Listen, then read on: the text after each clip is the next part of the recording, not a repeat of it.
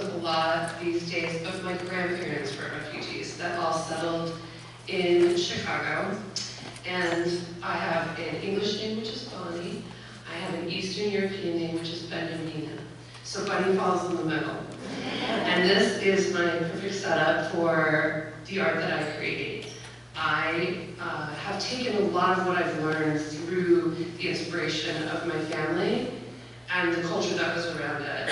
And I've redirected that into my own language. And that's sort of the beauty of what art is that we are storytellers, we are historians, we are magic makers, and it makes it accessible to everyone. I currently live in Detroit, even though I was raised in Colorado, but I spent many, many years in California. I went to San Francisco Art Institute, and I am a classically trained oil painter that ran out of space in my studio. I couldn't figure out where to paint. I did it in my bedroom, I did it in basements, and then one day someone said, why don't you paint it outside? You don't have to store it, you don't have to ever look at it again, and it's free to everybody, and it activates creative problem solving. And as an activist, that is something that I feel mirrors and connects both of those worlds perfectly. You can build anything you want outside, it's free to everybody. And you can walk away and you'll never know the impact you have on people. If you change someone's mood, you change their world. And looking at beautiful things should never be a privilege, it should be a right. And so making these things accessible has created an entire space for me to travel the world, to see things that I never thought I would see as someone whose parents came over through, or whose grandparents came over through Ellis Island. I didn't think that I would ever see the world through the lens that I do, and I'm so very, very grateful for it. I think that we forget that generations often are tasked with witnessing the unimaginable. And art and music and language and writing is our passage through emotional connection with each other no matter where we are from.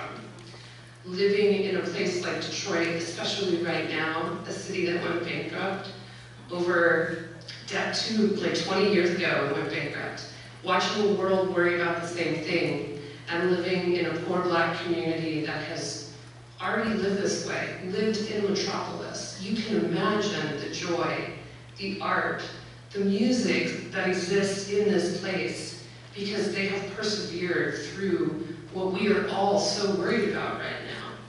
And when you're invited to places like the wonderful museum I'm working with right now, it's a real opportunity to just say, like, it's okay. What are you gonna do with this one precious life? It's okay, say what you need to say, paint what you need to paint, create joy, change the world, activate the way you can, because everybody is trying to communicate just anything they can right now. And it's difficult, it's a very difficult time.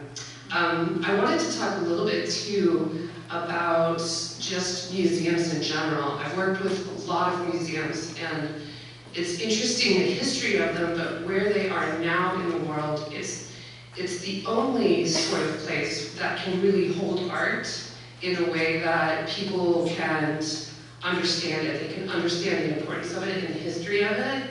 And it's such an honor to be invited by a museum that's growing, by a museum that's run by women and non-binary people. And the fact that they would trust me to paint the 5 or 6 walls that are all the way around the building is pretty amazing. I also would love to talk a little bit more about your community here. I've had so many lovely interactions with the people that live here, and I've also had a ton of lovely interactions with the homeless people.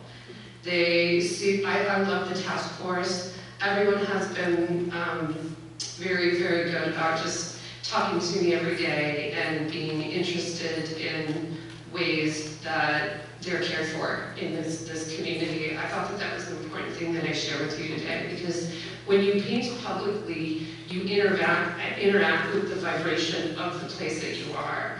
And although lots of times community members will come and talk to you, people who live there, the most impactful people are the people that live on the streets. Those are the ones that talk to you the most. So I thought it important to let you guys know that how you are with your people here is amazing, and it's a real honor to paint for you. I hope you enjoy the mural, and I'm excited to come back and see the new museum, so thank you so much for having me.